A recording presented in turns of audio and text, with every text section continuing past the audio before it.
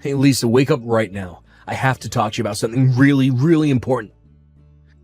Nick, it's 3 in the morning. What are you doing trying to call me on the phone right now? It's because I have something huge that we need to talk about right this instant. You know how you met my friend yesterday? Oh, are you talking about Emily? Yeah, you invited her out to eat lunch with us yesterday. What about her? Well, the thing is that after you broke off, Emily and I ended up hanging out for a bit afterward. And anyways, she gave me her final score on you. Her final score? What is that supposed to mean? And I didn't know that the two of you were still hanging out after that. I thought that we all went our separate ways after we had lunch. I mean, you dropped me off at home, and I thought that you went back home as well. Well, yeah, I dropped you off, but then I met back up with Emily afterward. She wanted to tell me about the final score that she gave you. She was watching you to see if you were going to be a good fit for me to marry. Sorry, so you're telling me that that whole time we were having lunch, your friend was secretly judging and grading me? You do realize that we just celebrated our 10th anniversary as boyfriend and girlfriend, right? Don't you think it's about time that you and I finally got married? Of course, I realized this would be a really big decision for the both of us, so I asked my friend to try and give me an unbiased third-person perspective on you. So if I understand this, you're telling me that the whole reason you invited your friend and introduced her to me was so that you could have her rate me? Then again, I did think it was really weird that you were even introducing me to one of your friends in the first place, since I haven't really met any. But Emily is a really, really good friend of mine, and we've known each other since we were in elementary school. So that's why I wanted her to administer the final test to you. Well, okay, I guess that sort of makes sense. How did I do then? Did I pass in Emily's eyes? No, Lisa. I'm afraid you didn't pass at all, actually. And that's why I think that you and I should break up. Wait, what? You're telling me that Emily told you that you and I shouldn't get married? That's right. She was very honest about her opinion, and she said that you just wouldn't be a good fit for me. She told me that I would be better off looking for a better woman than you. So, I'm sorry, but that's why you and I have to break up now. I realize now how much better I could be doing. But, hold on. You mean that you're really going to break up with me because a friend told you to? We've been together for a whole decade. You can't just subject me to some test I don't even know about and decide to end it all because I didn't pass it. No, this isn't just some arbitrary thing I was putting you through. Surely you can understand how well a friend I've known as long as Emily would serve as a judge of character for me and anyone I was dating. I trust her to know who would and wouldn't be a good fit for me, so I take her advice very seriously.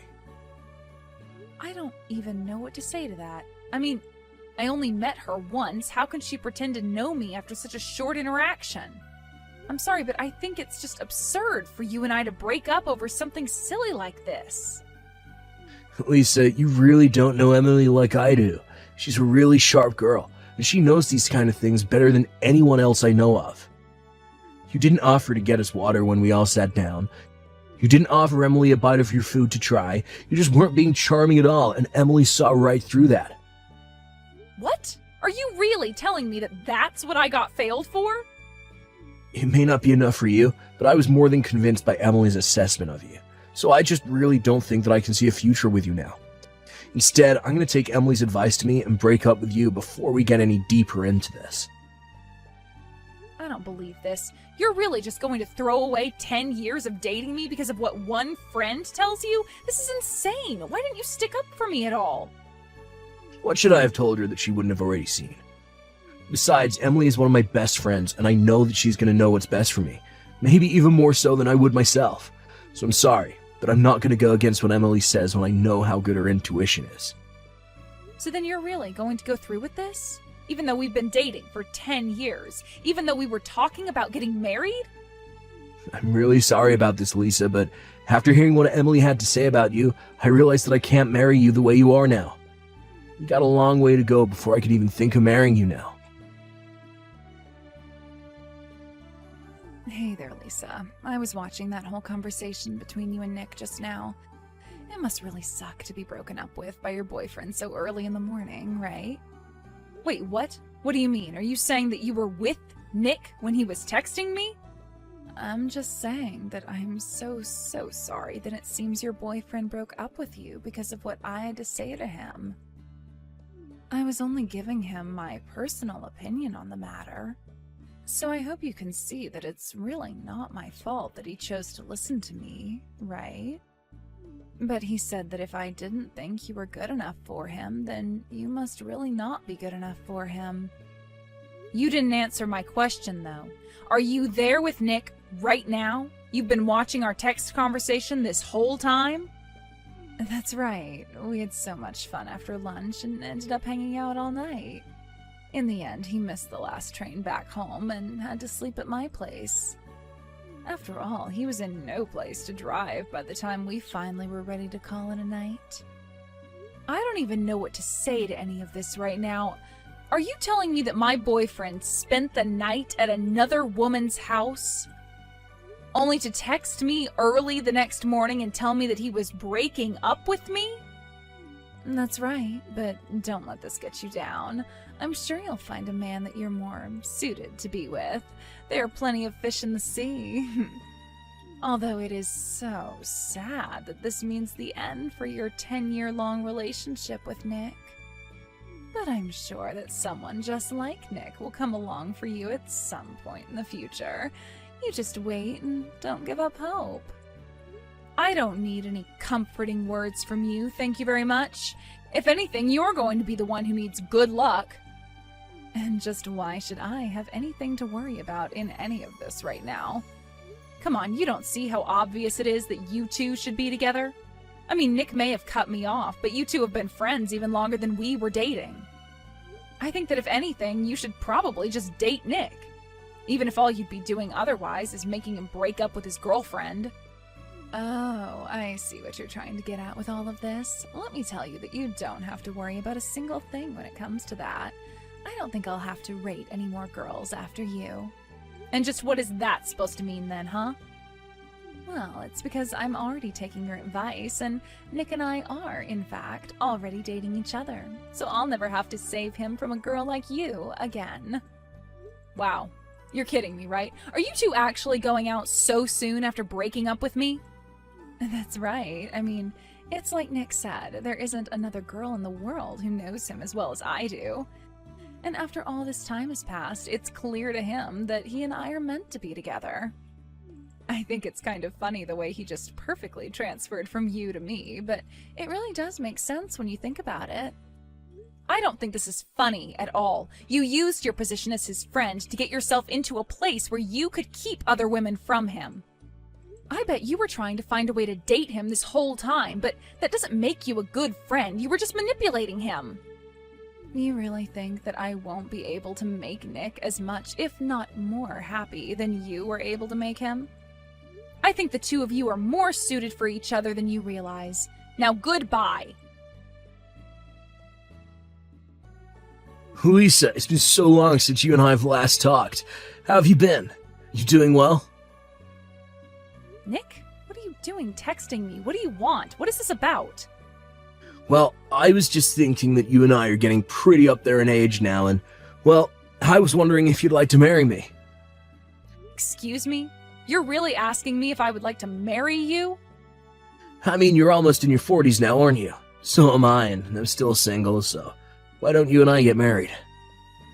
Now hold on just a moment. I thought that you and Emily were dating each other this whole time. What happened to that? Did you two break up? Is that why you're running straight back to me? Ugh, this has got to be a joke. Don't even say her name around me. I broke up with that other woman. She got pregnant and then kept bugging me about getting married. Then it turned out that the kid she was having wasn't even mine, so we broke up because she cheated on me. You're kidding me. That's really how you two ended up splitting up? That's right. It was actually the other guy who reached out and told me about the whole thing. But I did my research and found out that the kid really wasn't mine. But I still couldn't believe it. It was just such a shock. Yeah, well, if you two were talking about getting married, I can see how hearing something like that would ruin just about everything. She was my friend for so long. Maybe even my best friend, and she betrayed me like that. I still can't believe that it's happened even now. But then I remembered you. Then I remembered that I was single again, so I figured now that Emily and I are through, you and I could get married. And that's why you chose to reach out to me like this then? Is that right? Yeah, I mean, we were dating for 10 years and you never once lied to me. You're always so kind and sweet, and you took care of me too. It's clear that you were, and still are, the only girl for me. Give me a break. You've got some nerve talking to me after 3 years and trying to flirt like this. Honestly, even reading these messages is enough to piss me off. You're only coming back to me because you got broken up with. Well, yeah, that's true. But isn't this the perfect chance for you and I to get back together? I seriously doubt you have that many suitors at your age. Are you really going to tell me that you'd rather be single and old than be with a catch like me? I thought you'd be just a little more excited to hear from me after all this time. You did not actually just type that message and send it to me, did you? Oh, come on, Lisa. Can't we just calm down and talk about this rationally? Do you really think you'll be able to find another man who wants to marry you at this age? It's not like you'd even be able to give a husband to yours kids or anything at this point. Oh, I'm sure you are doing all of this because of how concerned you are about my prospects. Just saying that I'm here as a choice for you, and I think a very good one at that. Don't you remember how good it was when we were together? We can have that again. We can still even have kids if we hurry. Let's just think of the past 3 years as a short break. It's nothing compared to the decade that we spent together. I will have you know that I already have a husband and children. Thank you very much. Wait, what? What do you mean by that? I mean that I want you to stop all of this nonsense right now. Did you really think there was even a chance that you and I would end up together? You're acting as if I'm delusional when you're the one hitting up old flames because you're so desperate at your age. But good luck finding someone who'll marry you and have kids with you now. Wait, hold on a second. What do you mean that you're married and have kids? I mean, I thought that you were single. How do you have a family? Are you stupid? I mean, was that a real question? I don't even know what to say. You literally answered it for yourself. I got married, and then I started a family. It's how the whole thing works. Hold on a second. You're telling me that you got remarried. You actually managed to find a man willing to marry a woman like you. But how could you do that without asking me first? Why in the world would I need your permission to marry someone after we broke up? Besides, I started dating my husband a year after you left me. We got married a year later, and then we had our first child not long after. This can't be happening. You were supposed to be mine. All mine. But then you go and get married and have a child with some other man. Nick, seriously, what are you even talking about? You and I broke up 3 years ago. You have no say at all with what I can and can't do in my life. But, look, I know that Emily said that you and I weren't meant to be together, but I never actually wanted to break up with you. Besides, what's the deal with you moving on and getting married and having kids so quickly after we broke up? Don't you think you moved on way too fast after a 10-year relationship? Who do you think you are telling me that? You were the one who slept with your best friend and texted me that we were breaking up the next day. But you can't compare the two. They're completely different. Whatever, I really don't have time for this nonsense. Have a nice life, Nick. Wait, no, you can't just go. Please. Well, Emily betrayed me, and now you're the only person that I can turn to. What am I supposed to do? I don't know. Why don't you go and make up with your so-called best friend and leave me alone, huh? I have to take care of my baby. You're horrible. How could you cheat on me like this? How could you have another man's baby and still want to raise it? Maybe because it's the child of me and my husband, and as her mother, that's what I'm supposed to do. You really need to get a life and stop chasing after what you had in the past. We are over, and that's final. Lisa, thank you so much for the other day. Thanks to what you said, I was able to patch things up with Nick, and he and I decided to get married again. I'm going to be the best wife I can and give him a lovely family. Wow, so you two really talked things over and decided to get back together? That's right. He said that you really put his feet to the fire and made him think about a lot of things. He said that he realized it was his fault for pushing me into the arms of another man. And he also took responsibility for me having another man's baby as well. I don't know what you said to him, but thank you so much for convincing him to get back with me. I really didn't do anything for you or him, but whatever. I hope that you two get it right this time. It's just that here I thought you were so mad at the two of us for what happened in the past, but now I see what kind of person you really are. And I hear that you're a mother now, too. That really is amazing. I'm still pregnant with mine, but I'm going to come to you for lots of advice on what I can do. And if you want to give me a bunch of old baby things that you have, like toys and clothes, that would really be great. Hold on a second. Let me make something clear for you, Emily. I do hate you and Nick very much. I don't want to be friends, and I didn't talk to Nick with the intention of saving your marriage. So I'm not going to give you advice or free anything. Do you understand? Lisa, come on. What way is that to act towards another young mother? Don't you see we have so much in common now? Maybe we could do a double date one day, and you could introduce us to your husband, and then our families can be good friends. I mean, I'd just love to meet whatever loser actually decided to marry you. Ah, that's what I was waiting for.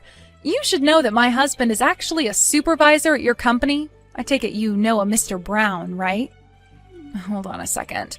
You're telling me that you're married to Corey Brown? That's right. And he's always complaining to me about being harassed by the woman at his workplace. I asked him a bit about it once, and he mentioned your name. Sometimes the world really is too small, but anyways, you should know you're already on thin ice with him. You're kidding me, but I hardly even do anything. It's not my fault I have such strong, womanly charms. By the way, I assume you've hidden all this from Nick, but I've heard from Corey, who heard through the office grapevine, that your baby's dad is a married man from your office. Corey normally wouldn't care at all about that kind of thing happening in the office since he doesn't like drama, but he couldn't abide it after he caught you two intimately using some office space. You mean that your husband actually saw us doing it at work? That's right. So I guess if you really want to have that double date, we could, but just know that my husband is pretty weak when it comes to drinking and loves to gossip after a couple pints. What? No, forget it. You two keep far away from the two of us, and whatever you do, don't tell Nick about this. Here I thought I was going to marry Emily, and now I'm being sued instead. Where did my life go wrong? Not that I care about your question, but what do you mean you're being sued? I finally figured out who the father of Emily's baby is. It's a married man she works with. I found out because the guy's wife showed up at our house and said she was going to be suing Emily for the affair. But Emily doesn't have any money, so she's asking me to pay all $30,000 that this guy's wife is demanding from us. Well, you did agree to close your eyes to the fact of Emily's affair and pregnancy, so I suppose you'll have to pay for this. But I didn't do anything. I'm the victim here. Besides, I didn't know she was sleeping with married guys. He should be paying us child support. But he said that since Emily never told him about it, that he won't have to. You know, I feel the worst for this poor kid Emily's going to have. Well, you should feel bad for me. Oh, please, look, you have to get back together with me. Trying to fix things with Emily was a huge mistake. This has got to be a joke. You did not reach out to me to try and get back together. I don't know why I expected anything different from you. You all got yourselves into this mess, and I refuse to be dragged down to your level. Now, for the last time, leave me alone. After that, I hear that Nick and Emily stayed together and even went through with the marriage and had Emily's child. I also heard that they tried to hide the baby from their parents who were begging for a grandchild. Meanwhile, Nick had to pay for Emily's lawsuit and lost $30,000 for it. They couldn't keep the child a secret forever, and before long, Nick had to beg to his parents for help taking care of it. In the end, Emily and Nick had to move in with his parents in order to get the help they were asking for. I haven't heard a word about or from either of them since then.